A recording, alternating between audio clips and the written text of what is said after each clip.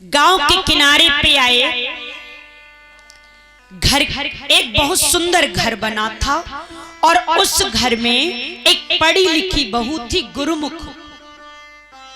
उस बहू के कानों में आवाज पड़ी तो बहू ने जान लिया कि बाबा जी बहुत भूखे हैं।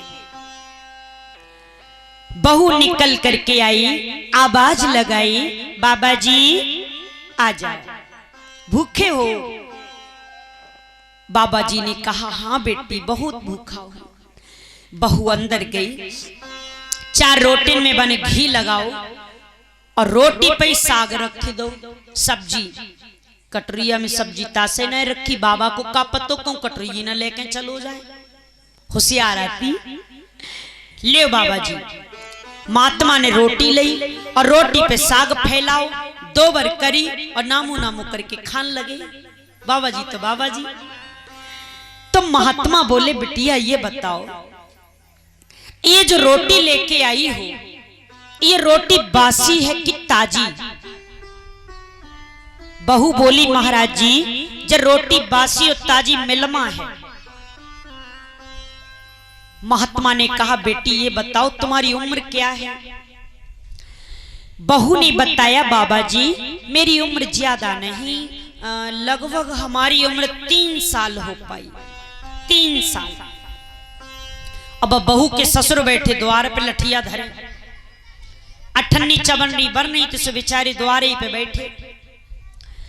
अब डोकर को आएगी गुस्सा, सब ईंधन पजार रही और जग कह रही कि रोटी बासी और ताजी मिलमा है। बहू ने कही, महाराज जी उन्हों की ज्यादा ना है भाई, लगभग हमारे पति की उम्र 1 साल हो पाई। अब डोकर को गुस्सा और बढ़ गो, हमारा लड़का 30 साल को जब बताई रही 1 साल को। महात्मा ने कहा, बेटी ये बताओ तुम्हारी सास की क्या उम्र है? बहू बोली, महाराज जी हमारी सासों की उम्र ज्यादा ना है भाई, लगभग 1 साल हो पाई। अब डोकर को और गुस्सा बढ़ेगा। महात्मा ने कहा, बेटी ये बताओ तुम्हारे ससुर की क्या उम्र है? बहू बोली, महाराज जी हमारे ससुर को अवे जन्म ही ना है भाव। सो डोकर ने लठिया उठाई, लठिया पटके जमीन में मारे। तो बाबा ने देखो जे है डोकर, अगर लठिया लग गई तो गोविंदाय नमो नमा होएगी, सो चले पानी दूसरे गांव में पी लेंगे। तो महात्मा चले गए। थोड़ी देर में लड़का घर आया। लड़के ने देखा द्वार पे पिताजी बैठे हैं। पिताजी तुमने भोजन कर लो? डोकर ने की तेरे की बात पूछो अपनी अम्मा को। तो लड़के ने कहा, माता जी तो खेत पे, घर में कहां से आई? लड़के की बात सुन के डोकर ने कही, अपनी नई अम्मा को पूछ, मतलब अपनी पत्नी को। आग बबूला हो गए। तो भैया लड़के ने समझ लिया मेरी पत्नी ने कुछ कह दिया, एकदम अंदर दौड़ के आया, अपनी पत्नी से बोला, तुमने पिताजी से कुछ कहा? पिताजी बहुत गुस्से में बैठे। बहू बोली, तुम्हारी कसम मैंने कछ नहीं कही, अब मुझे ऐसा लगे रहो है कि वे बाबा जी की बातें सुनता रहे और तभी गुस्सा हो गए। तुम ऐसा करो, जल्दी भज के जाओ और बाबा को बुलाए लिया। इतने ही गए, शेर आ गए और जल्दी बुलाए लिया तुम बाबा को। लड़का भागा, देखा बाबा जी जा रहे सड़क के किनारे किनारे। आवाज लगाई, बाबा जी ये लौटे आओ, हमारे घर में आग लगाया, इसो तो बुझाओ चल के। महात्मा ने कहा, बेटा मेरा काम आग लगाना नहीं, संत का काम आग बुझाना होता है। लौट आए, तब तक रोटी होगी खत्म, मुंह साफ करके बैठ गए। महात्मा ने कही, डोकर क्या बात है, काय को पजर रहे गुस्सा में? और जो देखो बाबा को लठिया उठाई। महात्मा ने कहा, इतना क्रोध क्यों कर रहे हो भैया? बुढ़ापे में इतना क्रोध ठीक नहीं होता है। डोकर ने की, तो द्वार द्वारे की चुपड़ी चुपड़ी रोटी खाए रहो, खटू आमस लदो और तू उल्टी सीधी बातें कर रहा हो। तू जब बता, मेरी बहू ताजी रोटी बनाई के लाई और इतनी गरम रोटी कि तू हाथ पे हाथ पलटे रहो और फिर यूं पूछ रहो रोटी बासी है कि ताजी। तो दिखाई ना दे तू रोटी बासी है कि ताजी। महात्मा ने कहा भैया हमने ये नहीं पूछा था, मैंने तो ये पूछा था कि तुम इस जन्म में भी कोई पुण्य कर रहे हो या पिछले जन्म का बासी ही पुण्य खा रहे हो।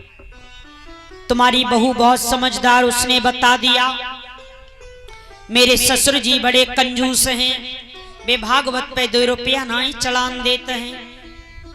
सो कछ पिछले जन्म को कछु जा जन्म को मिलमा जोरिमा चल रहो है। सो रोटी बासी और ताजी मिलमा है। तो डोकर सोचन लागे कंजूस तो हम वास्तव में जब बाबा को कैसे पतो चली। डोकर ने कि अरे बाबा तुझे बता, मेरी बहू तो 3 साल की लगी रही, मेरा लड़का तो 1 साल को लगे रहो, मेरी डुकरिया तो 1 साल की दिखाई पड़ रही। अब बताओ हम बैठे पूरा जीवन बिताया है, बुढ़ापे में आए गए और हमारा जन्म ही ना ही भाऊ, ये कौन सी बात भाई। तो महात्मा बोले भैया जिस उम्र की तुम बात कर रहे हो इस उम्र की मैंने कोई चर्चा नहीं की। भक्तों आप लोग भी ध्यान करना कि महात्मा जी किस उम्र की बात कर रहे हैं। एक जन्म कराती है मां शरीर देकर और दूसरा जन्म कराता है गुरु ज्ञान देकर के। और जब से गुरु कर लिए जाते हैं तभी से उम्र गणना में आती है। महात्मा ने बताया तुम्हारी पुत्र बधू ने 3 साल पहले गुरु कर लिए, उसकी उम्र 3 साल हो गई।